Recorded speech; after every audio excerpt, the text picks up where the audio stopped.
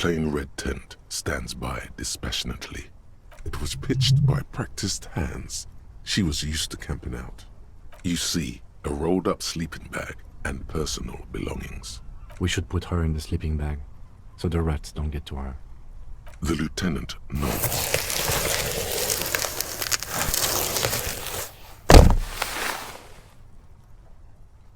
There she lies, cocooned in the sleeping bag, surrounded by empty cigarette packs, books, and half-read magazines. Magazines? You should look through them. Assorted soft covers, mostly pulp horror. A motor carriage lies buried in the snow on one cover. On another, a ghost airship. You also see a collection of radio enthusiast magazines. See anything? Rager Monthly, Journal of Material Science. More Technological Digest. One of the magazines doesn't have images on the cover. It's not a magazine, it's a leather notebook. You pocket the worn brown leather journal. She watches by, motionless. We should read this immediately, like right now.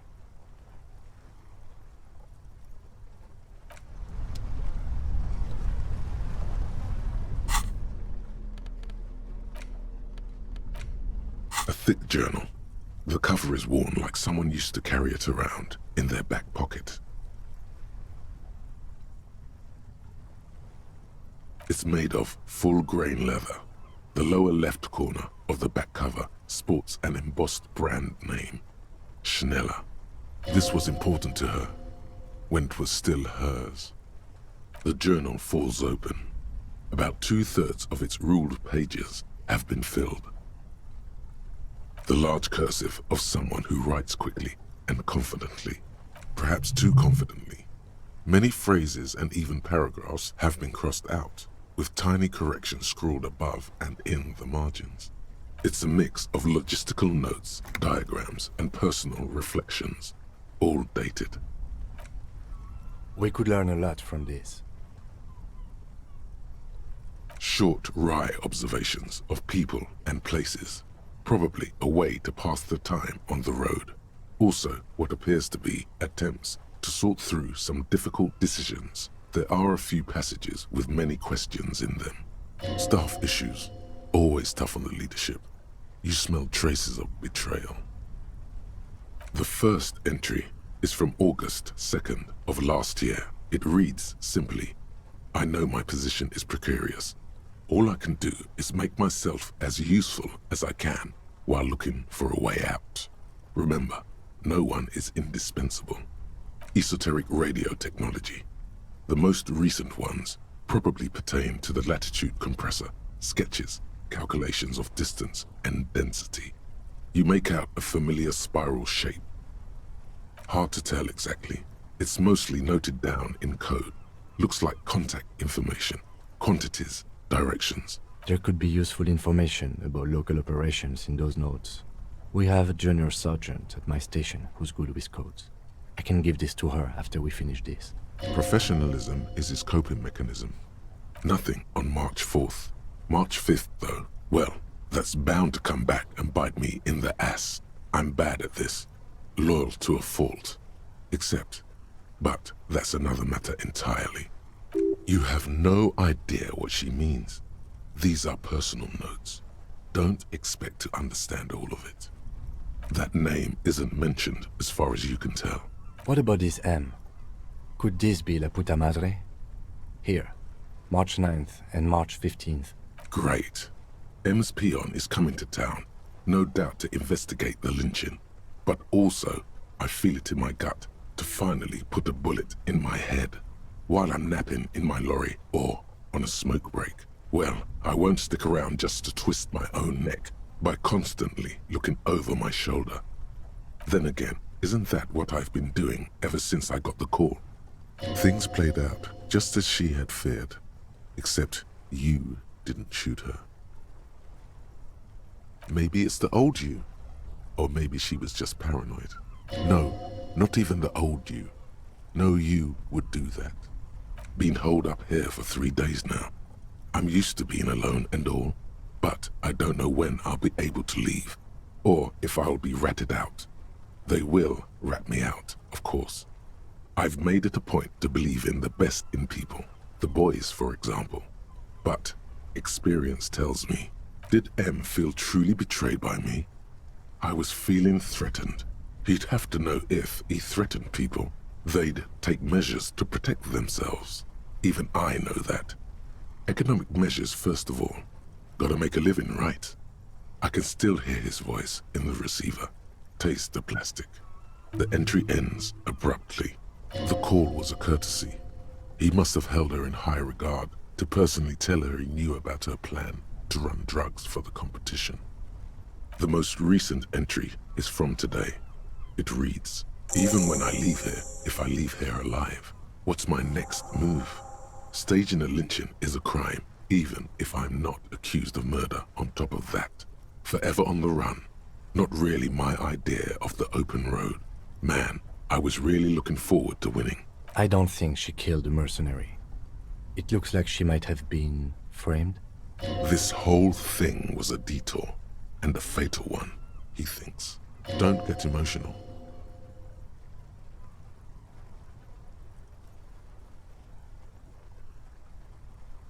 By the Hardy Boys? By Classier? By us? No, I don't think you are. Ask someone in your precinct if you want to be sure. His trust is well placed. You aren't. You can feel it. Could have been Titus. Then again...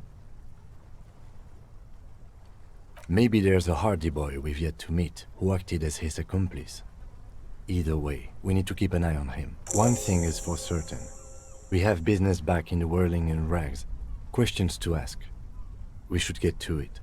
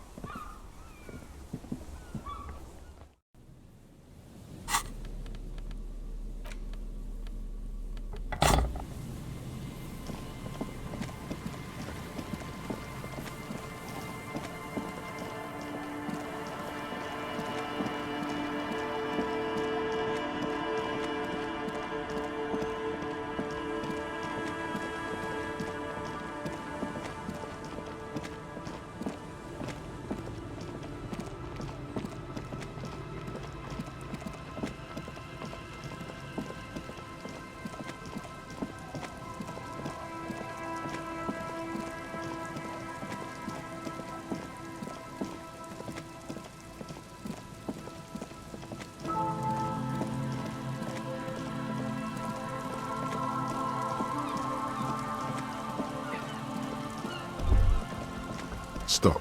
Just up ahead. Danger. What you have isn't enough. You'll need more firepower. A ranged weapon. Be prepared. Make sure you have your pepper box in your hand. Your fingers reflexively reach for the Villiers 9mm pistol in your pocket. Then you'd better get ready. Whatever happens, I've got your back.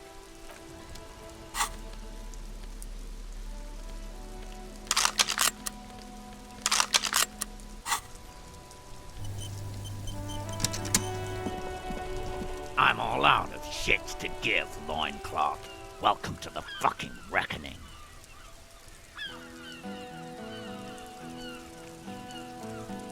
Put your damn gun down.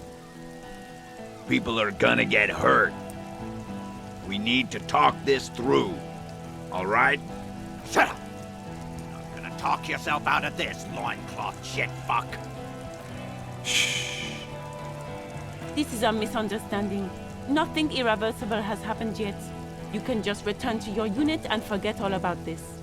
The Kypt is merciful, willing to spare us if we just forget about our murdered and humiliated commander, I think we should just kill everyone, Corty. You are all drunk. Come to your senses. You won't gun down 7 people in the middle of the street. This isn't a frontier town or a jungle outpost. Easy, Lizzie. Let me handle it. I know guys like this. I'm sure we can come to a peaceful agreement. Ain't that right, fellas? He is facing overwhelmingly superior firepower, and he knows it. Peaceful. Fuck, there's the third one. How did we miss something like this? The lieutenant is genuinely worried for his life. You should consult him before getting in there.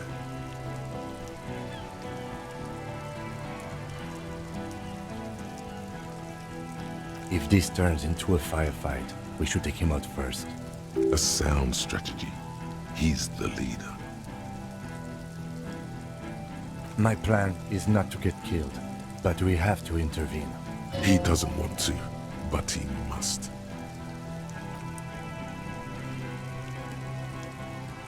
Get lost, comedian. You cops had your chance. Now it's fucking time for some justice.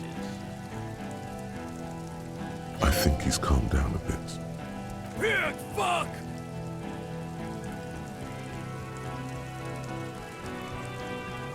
Oh, people are gonna die today. We're not leaving it like this.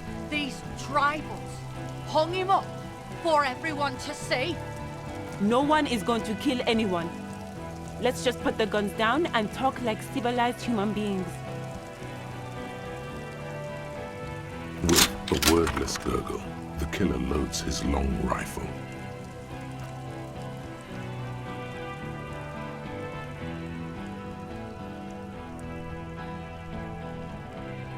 Even if it comes to a fight, it's always a good idea to drag it out first.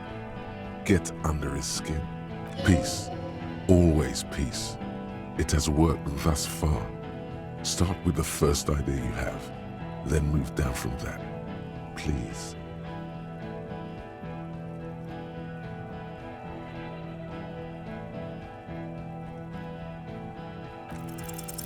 Dangerous. Ask about him first. You don't want personal facts about his dead friend coming out of your mouth. He has to start it. Sergeant Major Raoul Cortenier, reporting in to burn this fucking mad hut to the ground! Corty. Courtenay. Major Raoul Corty Courtenay. Friends with Lely. Raoul and Lely. For killing, maiming, and humiliating our commanding officer, you're all sentenced to death by lead.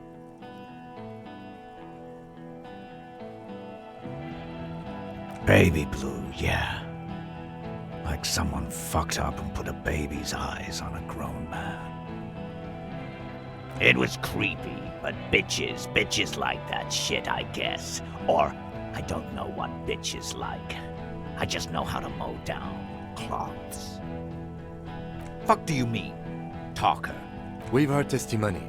People say he was charismatic, a nice guy to be around. Yeah, he liked to chat up the natives. Share leaflets, squeeze a bit of kit-tass here and there.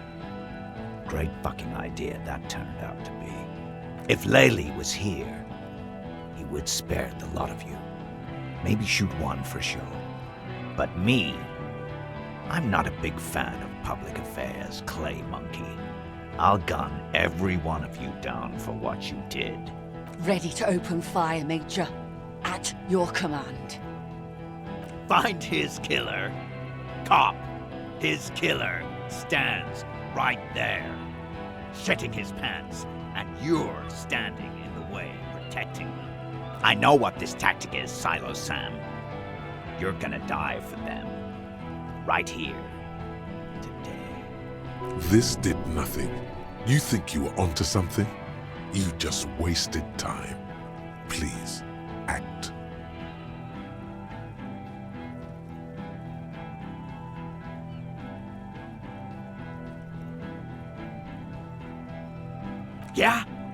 Who did then?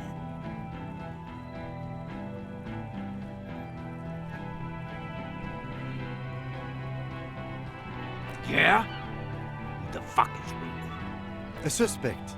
Ruby is a suspect we chased down on the coast. She was hiding.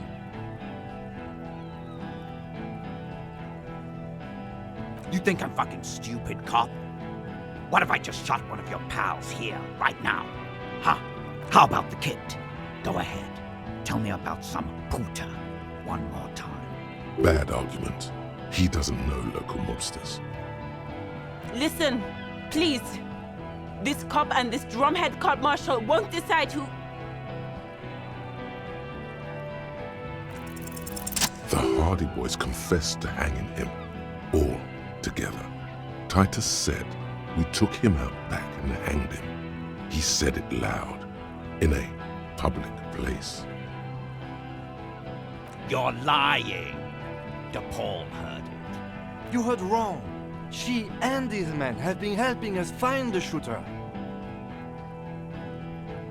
Fucking liars. The shot rings in your ears, a low, tinny ring. Then the Hardy Boys yell something. The young woman stands and looks behind her. The shot has flown over her head, crashing a small pane of the glass window behind her. I missed. I know what I heard, Corty. They said they killed him. They said it was a good way to end a Sunday night. That's bad. You need to stop arguing now. This won't be won by talking about the case. They don't care.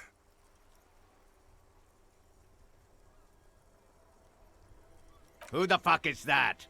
Glacia, the woman upstairs. Where is she? She left!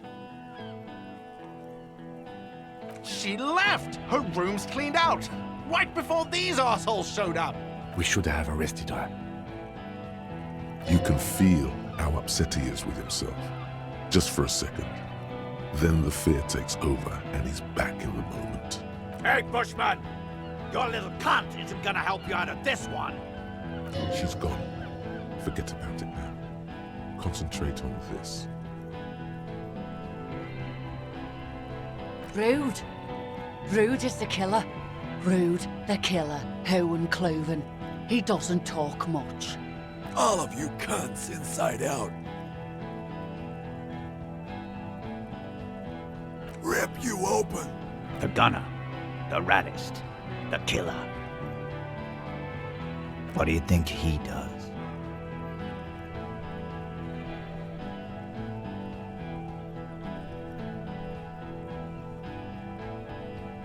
Huh? That struck some chord. A dark chord. What are we waiting for? Let's blow that pig fucking mouth off his face. Lance Corporal! Just fucking shut up and wait for your order. He is not used to commanding or leading. He feels uncomfortable. He'd rather shoot to kill. Yes. So what?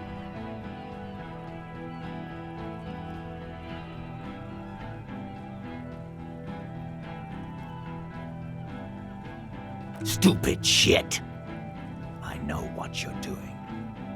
Fuck. It's not gonna work. I'm clear as day. Enough already! What is this? We didn't come here to fucking chat!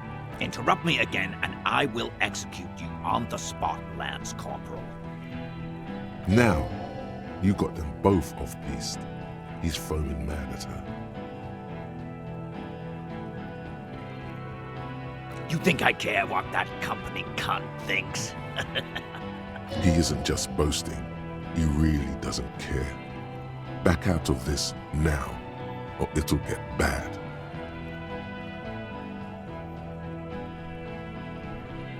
Fucking waste this fuck! Ignore her.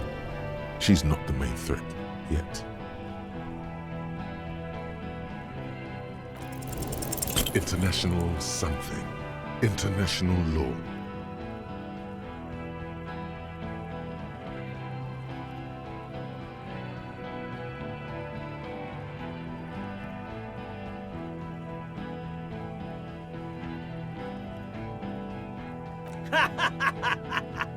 Look around, you livestock. We're about to butcher the lot of you. Where is your international law? There will be ramifications, but there don't need to be. Let's go inside and discuss what our investigation has uncovered. We have important... We're not fucking coming anywhere, Sailite. Say something. Get off this trail. Thank God it's only ineffectual thus far. What's the matter, loincloth? Got your mouth full of dick? Think I'm gonna spare you? My brother is dead.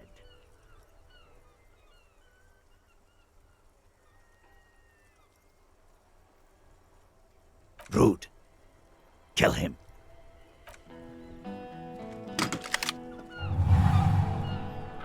The porcelain man raises his rifle and takes aim at you. His hands are steady, and the long barrel of the rifle sways slowly. From the corner of your eye, you see the lieutenant raise his pistol and aim it at Rude. You stare down the barrel of the gun. You see Rude's mask behind it, his eyes in the slit of the helmet, like a camera lens, focusing on you.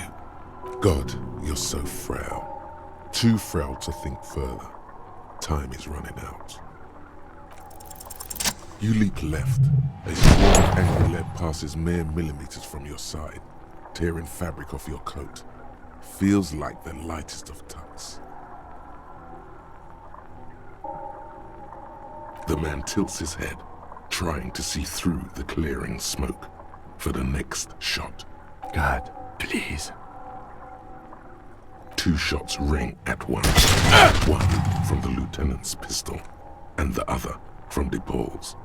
It's aimed at the lieutenant, but it misses. You hear a scream behind you. Blood gushes from the helmet's eye sockets as Rude staggers back, disoriented. The sounds coming from his helmet are not human. An unbelievable shot from the lieutenant. Glenn, dying in a puddle of blood behind you. His mangled torso has 2 gunshot wounds. Blood gushes out of them like red geysers. Oh God, watch out!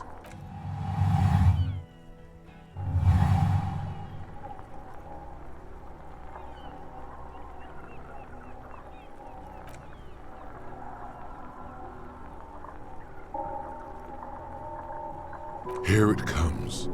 Death.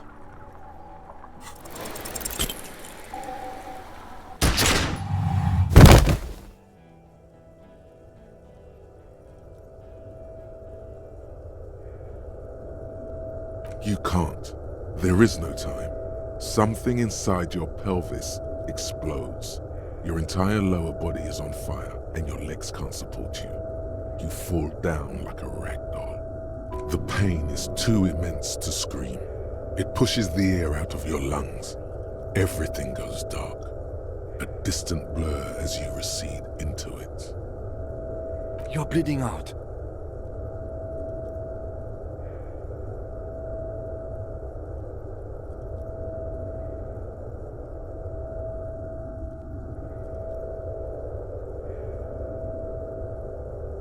Yes, keep talking. Stay awake. Look at me. But you can't. It's so hard. Your eyelids grow heavy, and the sounds ever more distant. And a cold comes over you. The lieutenant, too, is somewhere far away, almost gone, when suddenly you sense something behind him.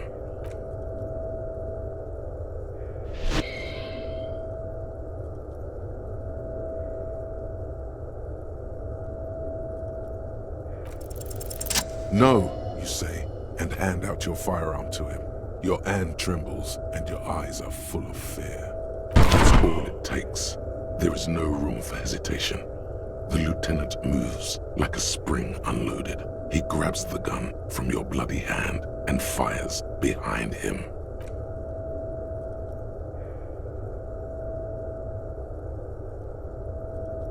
This is death. One more door, baby. One more door. The fight? There is no fight. The fight is over. It was lost 1,000 years ago. You have laid here forever. Keep falling deeper. Take the door. He's not taking it. His body is not taking it.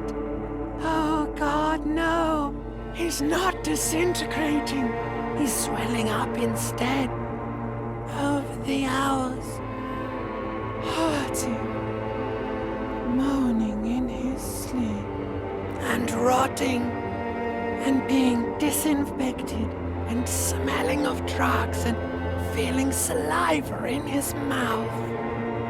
Drifting in painkillers. Thrashing in his bone sleep. He can't go. Not before the case is solved. Hours turn to days. Soon we will get up again and go through it again. Finally we know what the infernal engine was outside. The clarion call. It was him. He is the infernal engine. He never stops.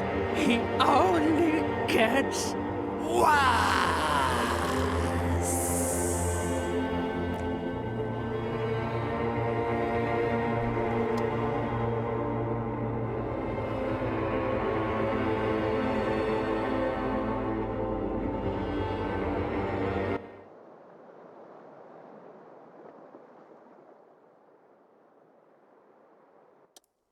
You see the lieutenant's familiar shape in the orange jacket.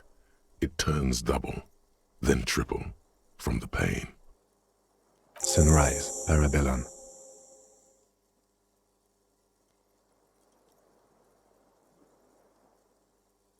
Mr. Gart cleaned it. It took him an entire day. 2 days, in and out. You've been up enough to take Dramamine and curse, and drink water. What happened? We tried to take the diplomatic route and hoped they wouldn't attack first. They did. The Major gave the command. As retaliation, their rifleman tried shooting you. He missed, or you dodged. Then I shot and wounded him, while Glenn took a bullet in the spine. It was meant for me. Glenn did not survive. This is not the first person to die in his place. He goes on. Titus, Fat Angus, and Theo charged. Angus and Theo died before they made it to intensive care. Titus died in the hospital yesterday. Alain and the young musician, I forget his name, they are all that's left. Yes, you were bleeding out by then. You warned me.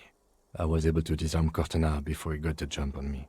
Thank you, although... I was not able to kill him, as I should have. Crenel took him. A stray bullet killed the Pole, though, and that's what happened.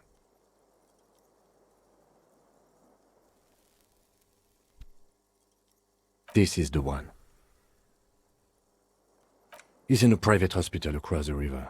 Crenel claimed him from the local butcher shop where Titus died. Turns out he's insured. We won't get to him anymore. The good news is he's not coming here either. I did some damage. Yes. 5. Glenn, Theo, Shanky, Angus, the fat one. He took a lot of bullets. And Titus. All.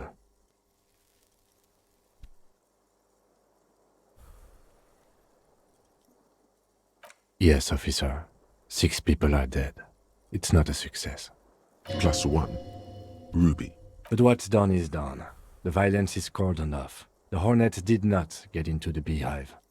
The worst scenario has not materialized. Yet. And we are still alive. Both of us.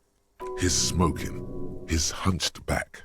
You have it worse, but he took a real beating. That cigarette has medicinal purposes. Reasonably bad. You were shot in the left quadriceps. That's your thigh. The outer side, thankfully, no major arteries were nicked. The bullet was removed and a bacterial infection treated with mercurochrome. We will see. If it's possible, then by pure willpower alone, you are going to have to become a psycho-locomotor. No. A man and a woman sit in the front seat of an armored motor carriage. The woman is driving. The man lights a cigarette. Jean Vicmer is his name. The asphalt vanishes under the wheels of the machine. Ahead, harbor cranes rise to the sky. Back to that shithole, he says. I called your station after the fight. The injury was logged in. They told me they've sent officers to join you on the site. I'm sure they're worried about you. Not very. I have a concussion from the major beating me with the butt of his gun. I tried to not move too much. Things would be worse if you didn't warn me. Thank you. I did not see him coming. Stupid of me. I did. No need.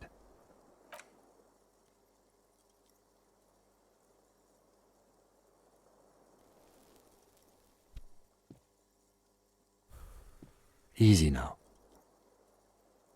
How are you?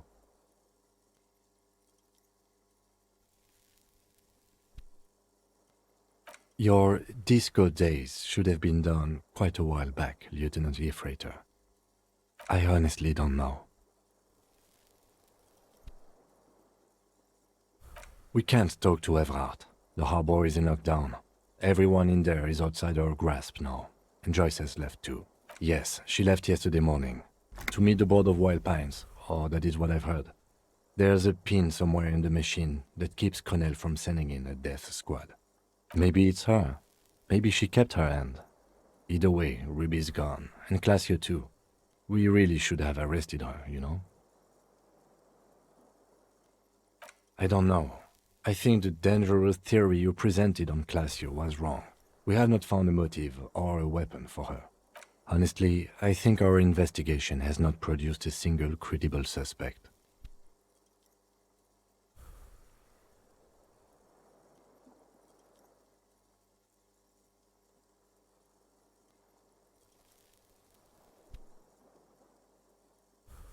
Yes, God curse the footprints, not solving the case for us. Au diable.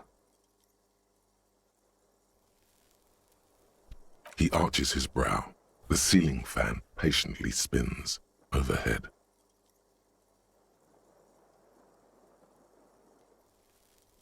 It really is very hard. He sounds surprisingly weary. No. Are you ready to limp? Good. Where do you want to limp to? Neither do I. Let's walk and hope something happens before you bleed to death. Classio's room is nearby.